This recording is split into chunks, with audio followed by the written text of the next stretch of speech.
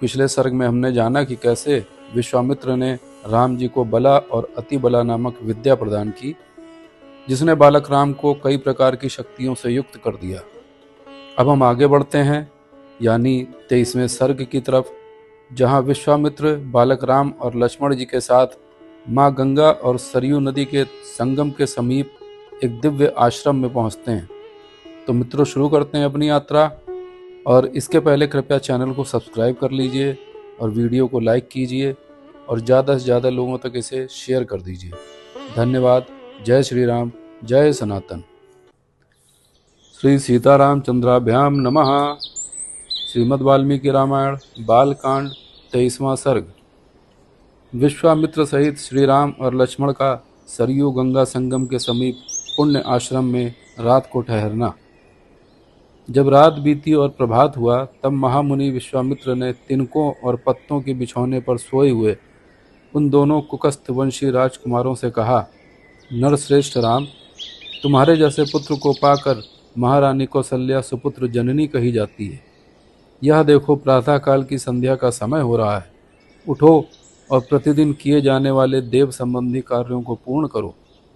महर्षि का यह परम उदार वचन सुनकर उन दोनों नरश्रेष्ठ वीरों ने स्नान करके देवताओं का तर्पण किया और फिर वे परम उत्तम जपनीय मंत्र गायत्री का जप करने लगे। नित्य कर्म समाप्त करके महापराक्रमी श्री राम और लक्ष्मण अत्यंत प्रसन्न हो तपोधन विश्वामित्र को प्रणाम करके वहां से आगे जाने को उद्यत हो गए। जाते जाते उन महाबली राजकुमारों ने गंगा और सरयू के शुभ संगम पर पहुंचकर वहां दिव्य त्रिपथगा नदी गंगा जी का दर्शन किया। संगम के पास ही शुद्ध अंतःकरण वाले महर्षियों का एक पवित्र आश्रम था। वहां वे कई हजार वर्षों से तीव्र तपस्या करते थे। उस पवित्र आश्रम को देखकर रघुकुल रत्न श्री राम और लक्ष्मण बड़े प्रसन्न हुए।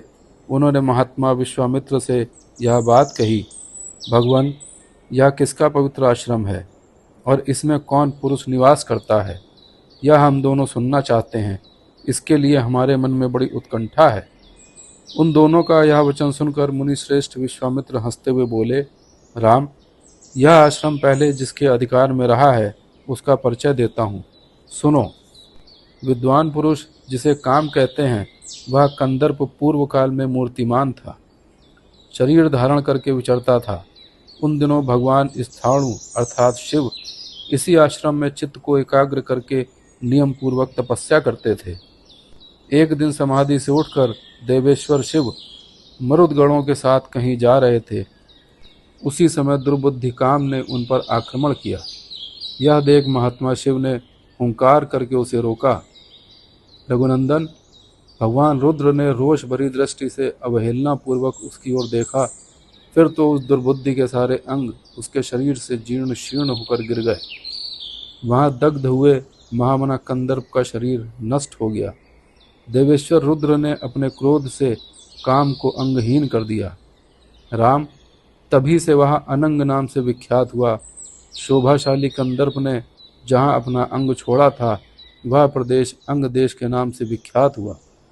यह उन्हीं महादेव जी का पुण्य आश्रम है। वीर, वे मुनि लोग पूर्व काल में उन्हीं स्थाणु के धर्मपरायण शिष्य थे। इनका सारा पाप नष्ट हो गया है। शुभ दर्शन राम, आज की रात हम लोग यहीं इन पुण्य सलीला सरिताओं के बीच में निवास करें। कल सवेरे इन्हें पार करेंगे। हम सब लोग पवित्र होकर इस पुण्य आश्रम में चलें।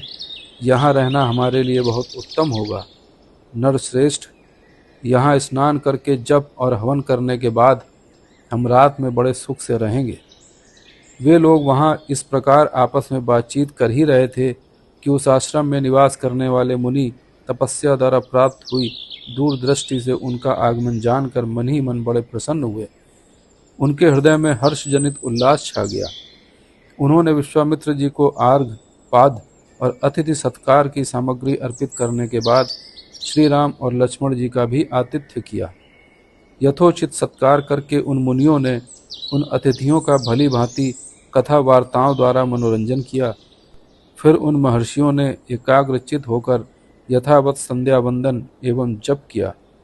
तदनंतर वहां रहने वाले मुनियों ने अन्य उत्तम व्रतधारी मुनियों के साथ विश्वामित्र आदि को शयन के लिए उपयुक्त स्थान में पहुंचा दिया।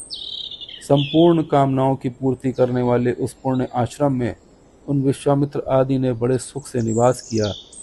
धर्मात्मा मुनि श्रेष्ठ विश्वामित्र ने उन मनोहर राजकुमारों का सुंदर कथाओं द्वारा मनोरंजन किया।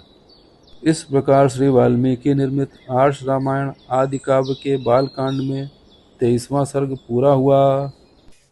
आपके स्नेह, विश्वास और समर्थन से ही हमारी यह रामायण यात्रा सफल हो रही है।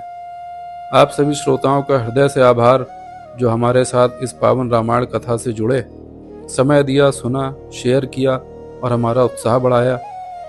आपका प्रत्येक व्यू, प्रत्येक लाइक, प्रत्येक कमेंट और शेयर हमें और अच्छा करने की प्रेरणा देता है।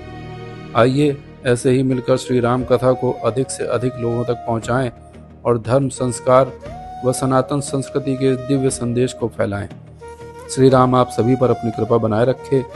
जय श्री राम। आपका स्नेह और सहयोग यूं ही बना रहे, बस यही हमारी प्रार्थना है। धन्यवाद।